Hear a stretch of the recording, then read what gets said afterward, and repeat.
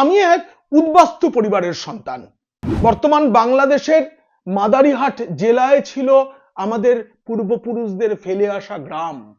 সে গ্রাম এখন কেমন আছে, সে ভিটে আদৌ আছে কিনা আমি দেখিনি, কিন্তু শিকড় ভুলবো কি করে? বাংলাদেশে যে নির্যাতন চলছে তার জন্য তাই আমার প্রাণ কাঁদে। আর যখন প্রাণ কাঁদে তখনই আমি ভাবি, আচ্ছা আমার বাবা কাকা জ্যাঠারা যখন চলে এসেছিলেন কেন এসেছিলেন তারা? জানেন, আমি বারবার এই প্রশ্নটা করতাম। স্বাধীনতার আগে থাকতেই কিন্তু বাংলাদেশের হিন্দুরা ভালো নেই। 46-এ যখন গ্রেট ক্যালকাটা কিলিং তখনও বাংলাদেশ জ্বলেছে।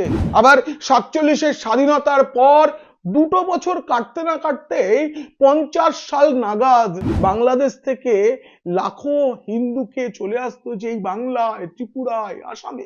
সেই সময়েই কোনো একটা দিন আর থাকা যাবে না বুঝতে পেরে আমার দাদুও স্ত্রী সন্তান পরিজনদের নিয়ে বন্ধুদের ফেলে জল জঙ্গল পার হয়ে এই বাংলায় এসেছিলেন। ওই যে ভিড়টা দেখছেন, ওর মধ্যে দেখুন একটি বাচ্চা ছেলে।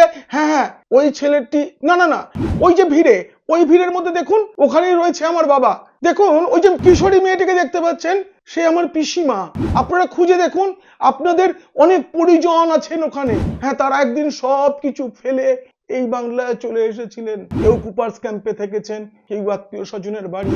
অনেক লড়াই করে এখানে থাকতে হয়েছে তাদের, কিন্তু তারা কখনো বলেননি কেন তারা বাংলাদেশ ছেড়ে চলে এলেন। আমি নিজে বারবার প্রশ্ন করেছি বাবা কাকা জ্যাঠা পিসিদের কাছে। তারা বলতেন আমরা ওখানে বেশ ছিলাম, রহিম চাচা রোজ আমাদের বাড়িতে আসতেন, আমি না পিসির কোলে বসে কত খেয়েছি।